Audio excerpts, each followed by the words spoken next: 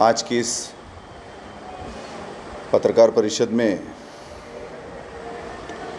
हमारे साथ कांग्रेस पार्टी की तरफ से यहाँ मौजूद कांग्रेस पार्टी के सीनियर नेता, प्रदेश के एग्जीक्यूटिव कमेटी के मेंबर श्री प्रकाश मुखदिया जी,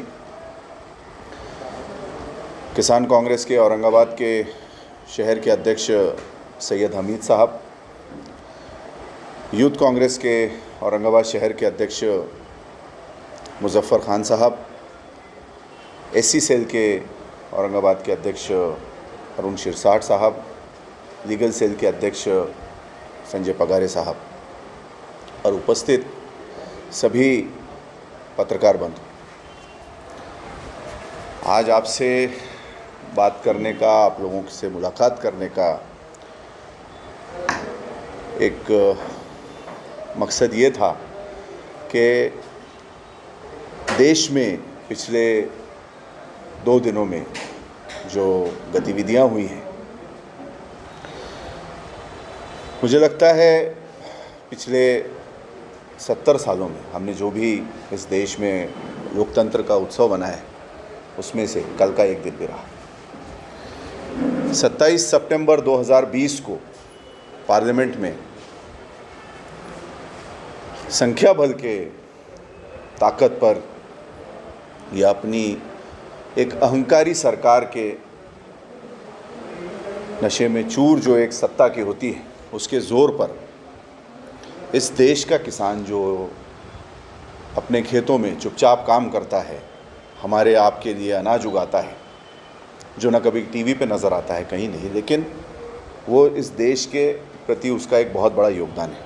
उसके विरुद्ध, उसके ही नाम पर 3 कायदे बल के प्रयोग कर बिल्कुल गैर लोकतांत्रिक तरीके से पास कर दिए गए, जिसके बाद देश में एक हाहाकार मचा। ये कायदे पास करते वक्त न कोई डिबेट हुई, न कोई डिस्कशन हुआ, और ये कायदे राष्ट्रपति साहब के पास भेज दिए गए और उन्होंने भी इसको तत्परता दिखाते हुए इसको मंजूरी दे दी। पिछले 7 सालों में ऐसी तरीके से कई कायदे और कंट्रोवर्शियल बिल्स ये पास किए गए हैं संसद में। हमारे देश की जो एक लोकतांत्रिक पहचान थी, एक प्रतिमा थी, उसको मलिन करने का काम केंद्र सरकार ने किया है। 25 नवंबर 2020 को किसानों ने दिल्ली आकर, पहले वो अपने अपने क्षेत्र में आंदोलन करते रहे, उसके बाद जब ये आंदोलन सरकार को लगा कि ये इसको दबाया नहीं जा सक रहा, तो उनको दिल्ली तक आने की परमिशन दी गई। वो दिल्ली आए, लेकिन बड़े दुर्भाग्य की बात है कि दिल्ली में भी उनके साथ ऐसा व्यवहार किया गया जैसे कि चाइना या पाकिस्तान की फ़ौज हमारे दिल्ली पे आक्रमण करने आई है। उनके लिए नुकीले कांटे की तारें लगा दी गई, तेज़ नोक बनाई हुई रॉड्स रास्ते में गाड़ दी गई, सीमेंट के बड़े बड़े बैरिकेड्स लगा दिए गए, कहीं जेसीबी से बड़े बड़े गड्ढे कर दिए गए, बड़े निर्दयी तरीके से वाटर कैनन्स का इस्तेमाल किया गया। लेकिन ये सरकार जो है ये बात भूल गई कि इस बार उसका पाला जो है वो किसानों से पड़ा था, जो अपनी अधिकारों के लिए लड़ रहा था। इस आंदोलन में पिछले और जो भी 1-2 आंदोलन है उसी की तरह, लेकिन इसमें ज़्यादा तीव्रता की, क्योंकि किसान के पास खोने के लिए ज़मीन के अलावा और कुछ होता नहीं, उसके पास उतना ही एक सरमाया होता है।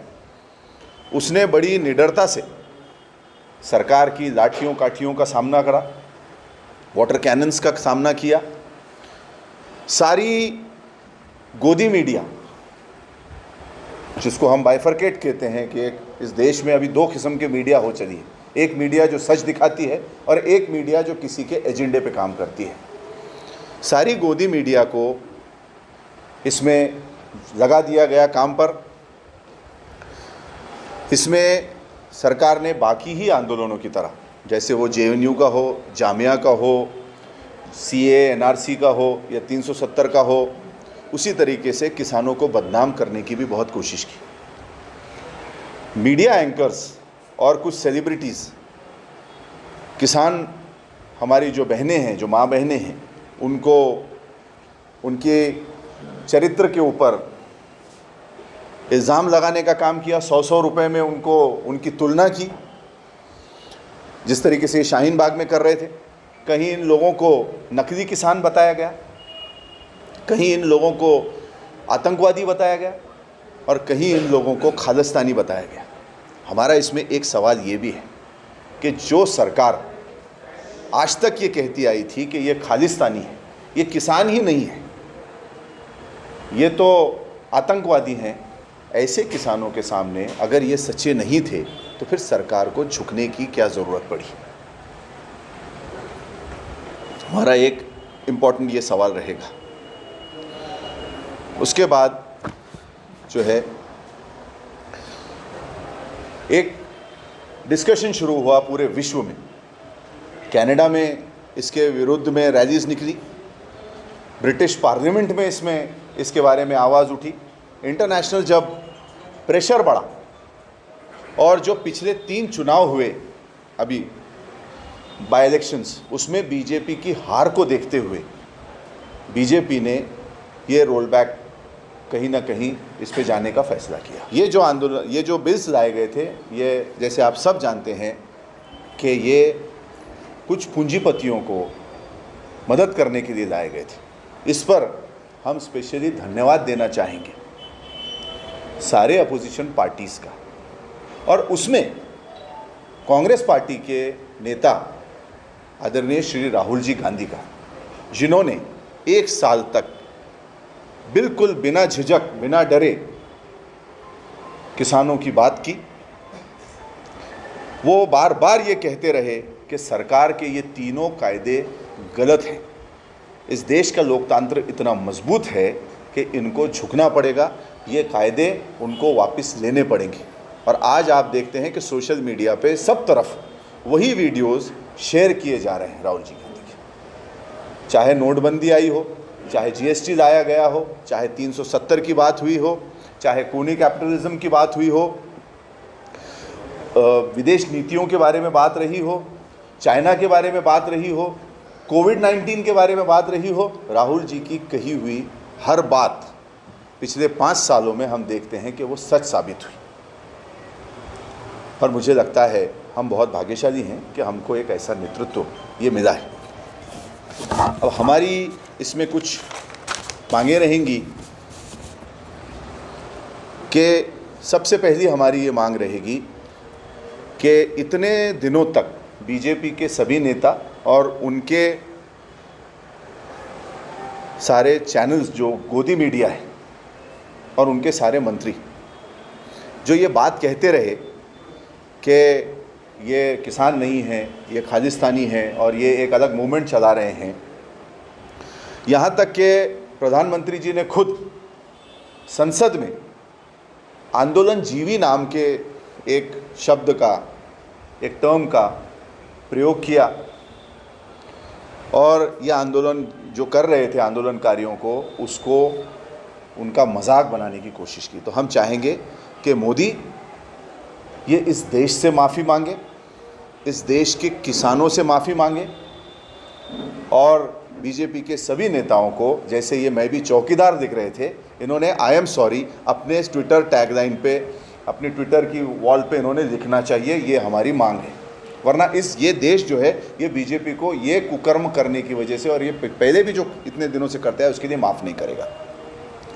दूसरा हमारा एक प्रमुख मुद्दा ये है कि पार्लियामेंट में आज ये इन्होंने मुंह से कह दिया कि हम ये नहीं करेंगे, और उसके बाद भी ये आज कह रहे हैं कि आप वापस चले जाएं।